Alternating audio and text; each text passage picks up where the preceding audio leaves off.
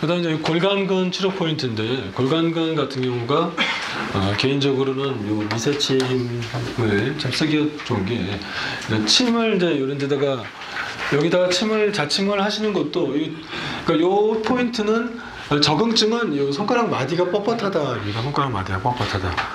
그다음 골간근이 이 지절, 근위 지절까지 가서 붙기 때문에 이 골간근이 어느 한쪽이 좀 단축돼 있거나 힘이 약하거나 하면 손가락이 똑바르게 된 게 아니라 손가락이 이렇게 좀 비틀어지면서 회전되어 있는 변형을 보이는 경우가 있습니다. 그래서 손가락이 이렇게 틀어지게 되죠. 이렇게 손가락 모양이.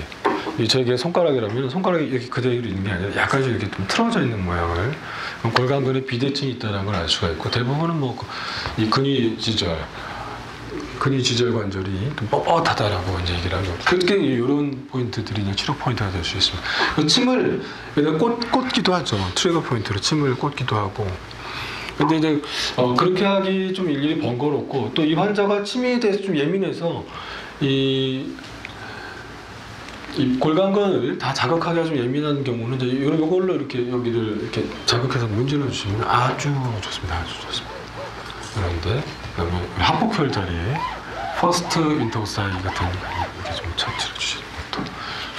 그다음에 이제 이게 배치기인데 뒤집어서 역시 마찬가지로 이 부분들을 대주시는 것도 굉장히 많이 도움이 될 수 있습니다.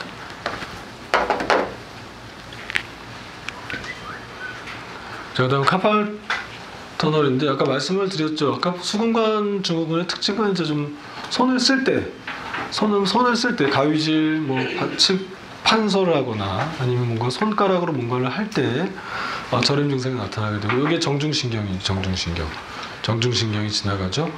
그 다음에 밑에 손가락으로 움직이는 심줄들이 천층 수지굴곡근, 심층 수지굴곡근, 여기서 8개의 텐던이 지나가면서 손가락을 마구 움직이면은 위에 있는 정중신경이 계속 자극을 받아서 손가락의 저림을 이제 호소하게 됩니다. 그래서 여기의 치료 포인트는 이렇게 세 군데에 정리하자면, 여기, 그 다음에 제가 체크를 못해도 내관혈, 그 다음에 이제 이런 부분들이 될 수가 있습니다.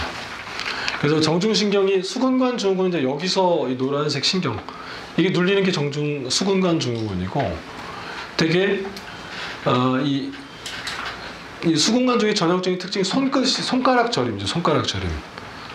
손바닥은 안 저린다가 특징입니다.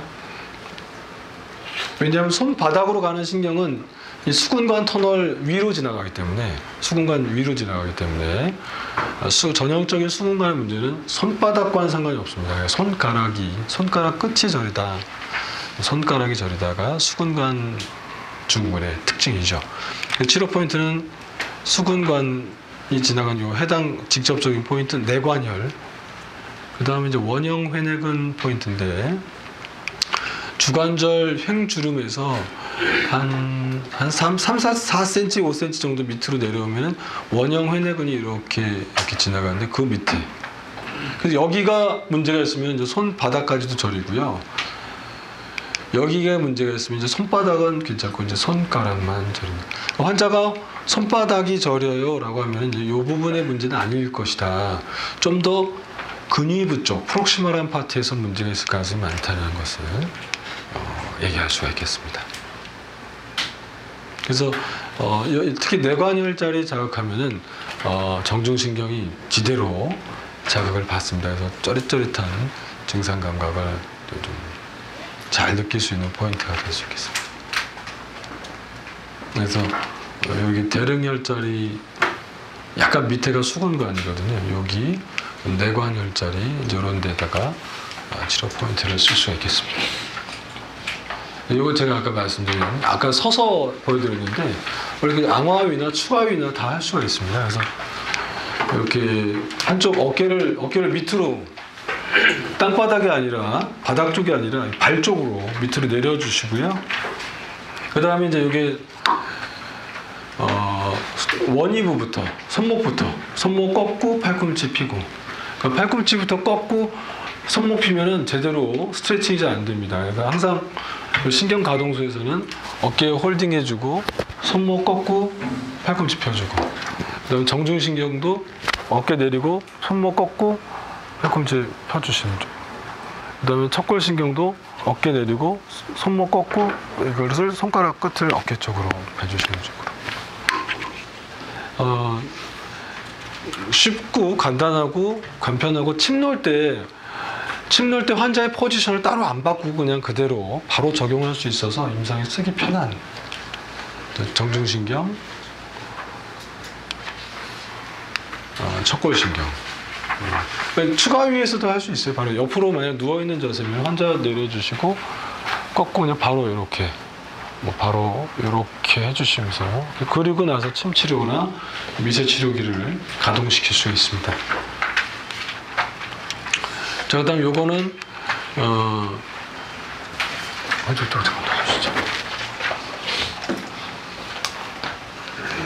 자, 요거는 이제 교감신경과 근육을 지배하는 체성신경과 혈관 확장과 수축을 관여하는 교감신경 또는 특히 교감신경이 어떻게 연계를 하는가를 설명을 드리려고 하는데, 뒤로 돌아가 주시죠. 자, 예를 들어서 삼각근이 있습니다. 삼각근은 이제 C5 경추 5번 신경에서 나와서 분절하죠. 그래서 경추 5번에서 나와서 삼각근이라고 하는 근육을 지배를 하게 되는 게 이제 체성신경입니다. 그러면 삼각근으로 가는 이 부근 또는 상지 쪽으로 가는 혈관을 이완시키고 수축시키는 것은 특히 이제 이 근육 쪽으로 가는 혈류량을 증가시키는 건 교감신경이죠. 그러면은 교감신경은 이 흉추 1번부터 12번까지 요 분절에 있어요. 교감신경의 핵이. 그래서 인터미디어 라테랄 누클레우스라고도 하는데 요게 흉추 1번부터 흉추 12번까지 있습니다. 그럼 특히 흉추 5번, 6번 분절에서 나온 게 C5, C6의 체성신경과 연계가 됩니다. 그래서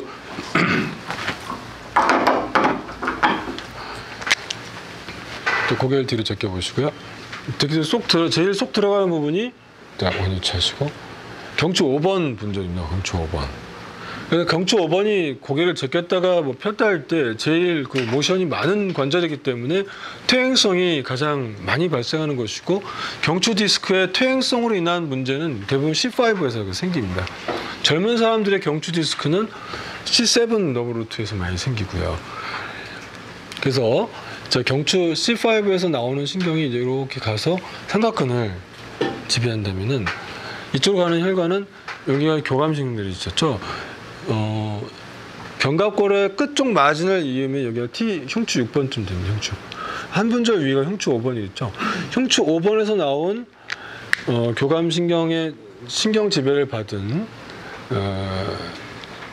쪽은 이 교감신경의 분지는 여기서 나와서 이렇게 올라가면 타고, 그래서 경추 5번에 있는 갱글리온에 가서 시냅스를 하죠.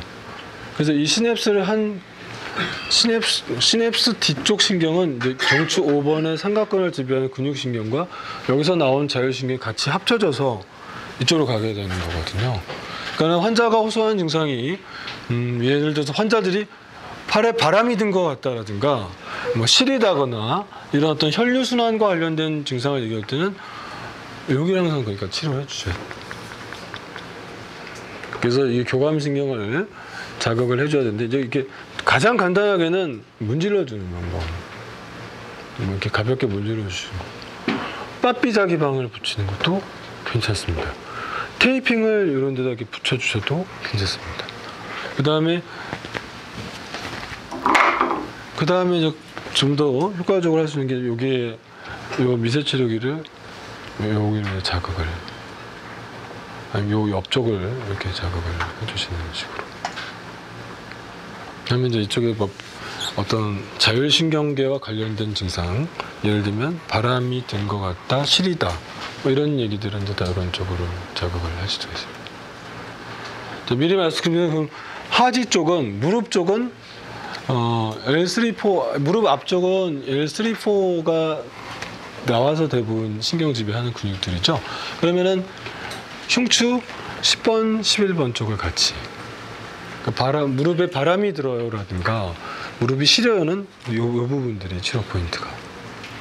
그다음 무릎 오금 쪽, 수라부 쪽이 뭔가 어떤 저리다거나 아니면 뭐 찬바람이 든다거나 뭐 이러면은 T12 L2죠. 그러니까 흉추 12번 쪽으로 자극을 주시면 됩니다. 그다음 또 여담으로 말씀드리면은 요추 극돌기는 이렇게 뭉툭합니다. 이렇게. 어떻게 보면 제 손가락 딱 요 손가락 모양처럼 생겼어요. 요추 극돌기는. 흉추의 극돌기는 이런 식으로 동그랗고 이렇게 생겼습니다. 그래서 이제 나중에 이제 이것도 잘 알아두시면 이렇게 만질 때 요추의 극돌기는 이렇게 돼 있기 때문에 끝에 만져질 때 길게 뭉툭하게 만져지면 요추. 가다가 끝이 동그랗고 뾰족하게 극돌기가 촉지되면 이제 거기서부터 흉추 12번이구나라고 생각을 하시면 됩니다. 랜드마크를 이제 침을 정확하게 놓거나 뭐 분절을 치료할 때 랜드마크를 찾는 게 필요한데요. 이 장골릉이 만져지면은 장골릉을 건 선이 요추 4번 극돌기 쪽일 가능성이 많습니다. 그럼 거기서 요추 4번, 3번, 2번, 1번 하고 그다음 내 계산이 맞다면 그 다음에 나오는 흉추 12번은 극돌기 모양이 뾰족하고 이렇게 작게 이런 형태로 나와야 된다는 것이죠. 거기서도 이렇게 나오면은 뭔가 몸에 기형이거나 아니면 내가 잘못 체크하고 있을 가능성이 많습니다. 네, 좋습니다.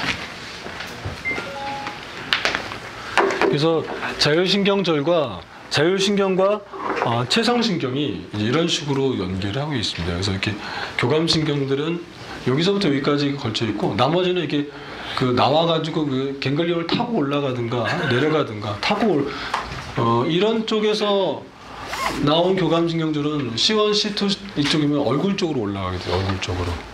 그래서 이제 그런 부분들에 그러니까 뭐 예를 들어서 뭐 한쪽은 땀이 나고 한쪽은 땀이 안 난다는 호너 신드롬 같은 경우나 뭐 이런 것들이 이제 뭐 이런 치료 포인트를 같이 여기서 치료를 하실 수 있을 것 같습니다.